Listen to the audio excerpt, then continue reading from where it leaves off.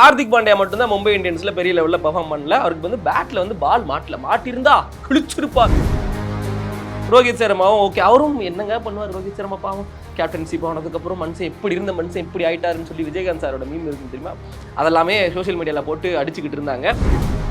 மும்பை இந்தியன்ஸா இருந்தா என்ன, சர்கச்சா இருந்தா என்ன, காவியா மாறன் ஹாப்பி என்னாச்சு.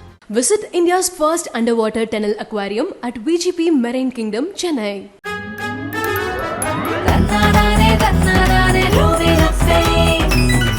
ஆகச்சிறந்த IPL 2024 நேத்துக்கு 8வது மேட்ச் செம்மையா போச்சு அப்படின்னு சொல்ற மாதிரி தாங்க நடந்துச்சு. உண்மையிலேயும் SRH vs மும்பை இந்தியன்ஸ் ஒரு இமாலய இலக்கை வந்து எட்டி வச்சிருந்தாங்க. இதுக்கு முன்னாடி 2013 வந்து நம்ம ராயல் சேலஞ்சர்ஸ் பெங்களூர் 263 அடிச்சு நாங்க தாண்டா இனிமே IPL கிங், நீங்களாம் போய் சாப்பிடுங்க நொங்கு அப்படிங்கிற மாதிரி ஒரு இமாலய இலக்கை வந்து அடிச்சு வச்சிருந்தாங்க. அதுக்கப்புறம் இது யாரும் பீட் பண்ண முடியாதுப்பா, என்ன ஒன்டேல அடிக்கிறதெல்லாமே வந்து நீங்க IPL அடிச்சு வச்சா யார் அடிப்பா, மனுஷன் ஒரே ஒரு ஆள் மட்டும் நின்று 175 ரன் அடிச்சாரு கெயிலு, அதெல்லாம் திருப்பி பார்க்க முடியாதுங்கிற மாதிரி தான் போயிட்டு இருந்தது சீசனுமே. ஆனா இந்த IPL 2024 வந்து ஒரு ஹோப் கொடுத்துச்சு, எப்படியாவது வந்து எல்லாருமே வந்து இந்த சீசன் எல்லாமே ஹை ஸ்கோர் எல்லாம் போவாங்க அப்படிங்கிற மாதிரி எதிர்பார்க்கப்பட்டுச்சு. அதே மாதிரி நம்ம எதிர்பார்த்ததெல்லாம் சரி மும்பை இந்தியன்ஸ் அடிப்பாங்க, RCB அடிப்பாங்க, சரி CSK அடிப்பாங்கன்னு யோசிச்சுட்டு இருந்தோம். திடீர்னு நாங்க இருக்கோம் அப்படிங்கிற மாதிரி SRH எங்க இருந்து வந்தாங்கன்னே தெரியல, நேத்து போட்டு பொலவலன்னு பொழந்து விட்டாங்க. மும்பை இந்தியன்ஸ் எல்லாம் திணறாங்க. வேர்ல்டு பெஸ்ட் பவுலர் பும்ராவை நாங்க வச்சிருக்கோம், அப்பயுமே அடிக்கிறீங்களே அப்படிங்கிற மாதிரிலாம் எதிர்பார்த்தாங்க.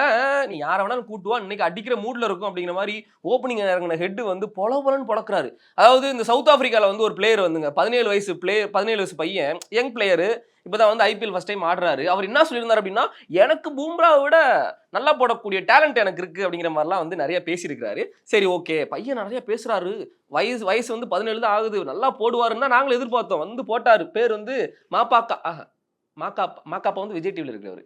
மாப்பாக்கா அவர் வந்து சவுத் ஆப்பிரிக்கன் பிளேயர், 17 வயசு தான் ஆகுது. போட்ட பாலே ஹெட் வந்து இப்படி 6ல வந்து வெல்கம் பண்ணாரு பாருங்க, அடிக்கிறாருமா இவர் அப்படிங்கிற மாதிரி அம்மா கிட்ட போய் கம்ப்ளைண்ட் பண்ணுவாரு போல. போலன்னு பொழந்துட்டாங்க. அவர் போட்ட 4 ஓவர்ல எனக்கு தெரிஞ்சு 60+ ஸ்கோருக்கு மேல வந்து கொடுத்துருக்காரு. இப்ப கூட ரீசெண்டா நம்ம பிராவோ வந்து பரவாயில்ல தம்பி, ஆரம்பத்துல எல்லாம் அப்படிதான் அடிப்பாங்க, போக போக வந்து உனக்கு அதுவே பழகிரும், இல்ல நீ நல்லா போட்டு பழகிடுவேன் அப்படிங்கிற மாதிரி ஆறுதல் வார்த்தைகள்லாம் கூறிக்கிட்டு இருந்தாங்க.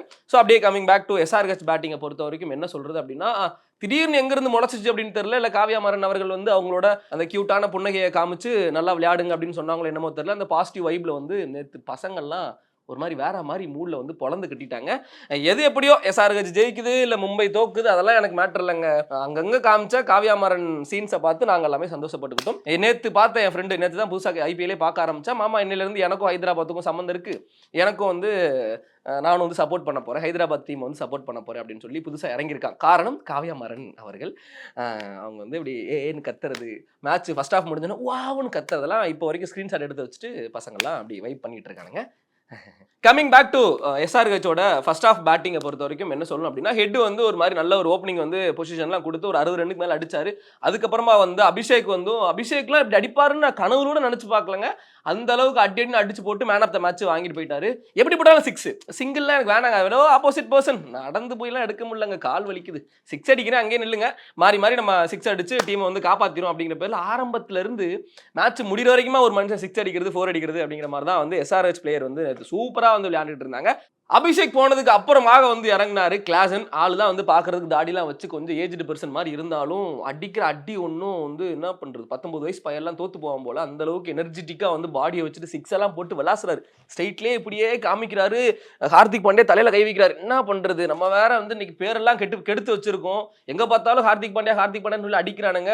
ரோட்ல போற நாயெல்லாம் ஹார்திக் பாண்டியான்னு சொல்லி கூப்பிடுறானுங்க. இதுக்கடையில நிறைய வாயெல்லாம் வந்து விட்டு வச்சிருக்கோம். இதுக்கடையில இந்த அடி அடிக்கிறாங்க. என்ன பவுலிங் சரியில்லையா, பவுலிங்கோட ஆர்டர் சரியில்லையா அப்படிங்கிற மாதிரிலாம் கிழிக்க போறாங்க அப்படிங்கிற மாதிரி ரோஹித் சர்மாவும் ஓகே, அவரும் என்னங்க பண்ணுவார் ரோஹித் சர்மா பாவம். கேப்டன்சி போனதுக்கு அப்புறம் மனுஷன் எப்படி இருந்த மனுஷன் எப்படி ஆயிட்டாருன்னு சொல்லி விஜயகாந்த் சாரோட மீம் இருக்கும் தெரியுமா, அதெல்லாமே சோஷியல் மீடியால போட்டு அடிச்சுக்கிட்டு இருந்தாங்க.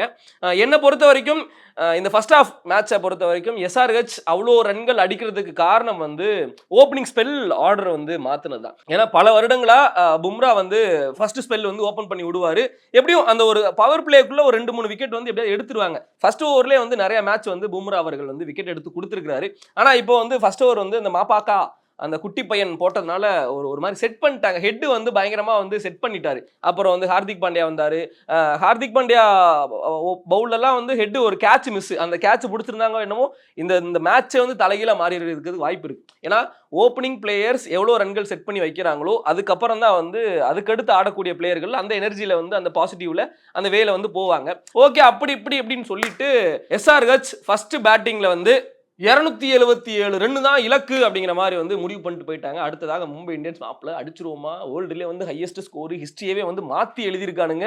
இதுக்கு முன்னாடி அடித்த பெங்களூரையே ஓரங்கட்டி உட்கார வச்சுட்டு இவனுங்க ஹை பீட்டில் இருக்கிறானுங்க, அடிப்போமா அடிக்க மாட்டோமாங்கிற ஒரு டவுட்லேயே வந்து மும்பை இந்தியன்ஸ் செகண்ட் பேட்டிங் ஆட ஆரம்பித்தாங்க.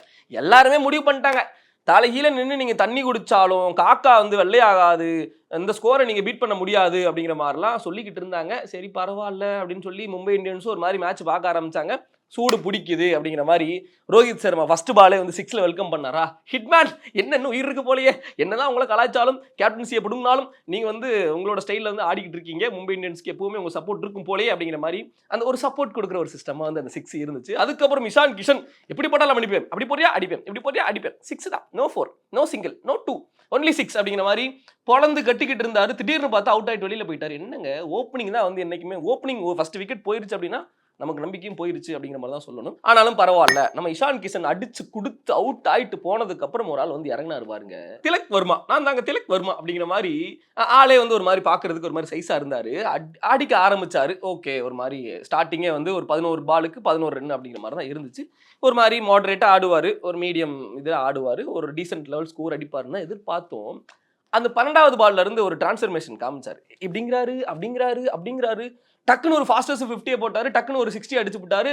மும்பை இந்தியன்ஸ் டோன்ட் வரி, இந்த ஸ்கோர் வந்து நம்ம பீட் பண்றோம், 277 ஜஸ்ட் 277 நான் பீட் பண்ணி கொடுக்குறேன் அப்படிங்கிற மாதிரி கையெல்லாம் காமிச்சாரு. ஆனால் கடைசியில் அடிக்கல.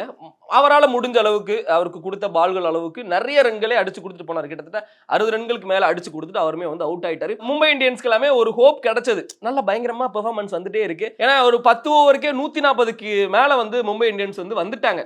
SRH அதுக்கு மேலே இருந்தாங்க, அது செகண்டரி இருக்கட்டும். மும்பை இந்தியன்ஸுமே ஈக்குவல் பண்ணிட்டு வந்துட்டு இருந்தாங்க. எல்லாருக்குமே ஒரு நம்பிக்கை என்ன இருந்துச்சுன்னா மும்பை இந்தியன்ஸ் கன்ஃபார்ம் இந்த மேட்ச் ஜெயிக்கிறாங்க.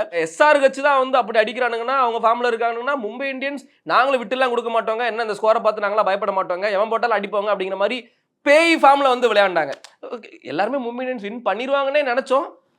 மும்பை இந்தியன்ஸ் வின் பண்ணல அப்படிங்கிறது உங்களுக்கும் தெரியும், எனக்கும் தெரியும். அப்படியே பெர்ஃபார்மன்ஸ் அடுத்தது யாரு அப்படிங்கிறத பார்த்துடலாம். ஹார்திக் பாண்டியா மட்டும் தான் மும்பை இந்தியன்ஸ்ல பெரிய லெவலில் பெர்ஃபார்ம் பண்ணல. அவருக்கு வந்து பேட்ல வந்து பால் மாட்டிருந்தா கிழிச்சிருப்பார். உண்மையிலே அடிப்பார் அவரு. 2 6 எல்லாம் போட்டாரு. ஆனாலும் நிறைய பால் வந்து பேட்ல மாட்டாத காரணத்தினால் அவர் பெருசா பெர்ஃபார்ம் பண்ண முடியல. மற்றபடி மும்பை இந்தியன்ஸ்ல சரி இறங்கின எல்லாருமே வந்து ஒரு டீசென்ட் லெவல் ஸ்கோரை வந்து எடுத்தாங்க. ரொம்ப ஆக்ரோஷமாவே விளையாண்டு கொடுத்தாங்க அப்படின்னு தான் வந்து சொல்லணும். அப்படி இப்படின்னு அடிச்சும் 246 5 விக்கெட் தான் போயிருக்கு. 20 ஓவர் முடிஞ்சு அப்படிங்கிறதுல மும்பை இந்தியன்ஸ் வந்து படுதோல்வி அடைஞ்சிட்டாங்கலாம் சொல்லவே முடியாது, தோல்வி அடைஞ்சிட்டாங்க. ஏன்னா 277 டார்கெட், 246 20 ஓவரில் அடிக்கிறது அப்படிங்கிறது மிகப்பெரிய சவால். 277ங்கிறது மிகப்பெரிய சவால். சேசிங்கில் வந்து அடிக்கிறதும் வந்து ஒரு மிகப்பெரிய ஒரு சவாலாக இருந்துச்சு. அந்த ரன்னையும் வந்து ஈஸியாக அடிச்சிருக்காங்க. ஒரு வேளை ஒரு 200க்கோ ஒரு 230க்கோ வந்து நம்ம SRH டார்கெட் வச்சிருந்தாங்கன்னா ஈஸியாக அடிச்சிருப்பாங்க. 18 ஓவர்லேருந்து வின் பண்ணியிருப்பாங்க. ஏன்னா அவ்வளோ பேய் ஃபார்மில் இருந்தாங்க மும்பை இந்தியன்ஸ். ஏன்னா நிறைய கழுவி ஊத்தல்கள் வந்து அந்த டீம் மேலே வந்திருக்கு மும்பை இந்தியன்ஸ் மேலே. காரணம் அந்த கேப்டன்சி சேஞ்ச் பண்ண ப்ராப்ளம் உங்களுக்கு இப்போ வரைக்கும் போயிட்டு இருக்கு. ஆனால் அதில் எதுவுமே தெரியல. நேற்றெல்லாம் வந்து விக்கெட் எடுத்த உடனே ஹார்திக் பாண்டியாவை கட்டி பிடிக்கிறது என்ன, தோல்ல தட்டி கொடுக்குறது என்ன, ரோஹித் சர்மா அவர்களை தான் நான் வந்து பேசிட்டு இருக்கேன். தெரியல அவங்களுக்குள்ள என்னவோ சொசைட்டியில் அப்படி தானே கழுவி ஊற்றிட்டு இருக்காங்க. என்ன பண்ணாலும் நேற்றுக்கு மேட்ச் தான். எது எப்படியோங்க ஆரம்பத்திலே சொன்ன மாதிரி மும்பை இந்தியன்ஸாக இருந்தால் என்ன, SRH இருந்தால் என்ன, காவியா மாறன் ஹாப்பி என்னாச்சு. Visit India's first underwater tunnel aquarium at VGP Marine Kingdom, Chennai.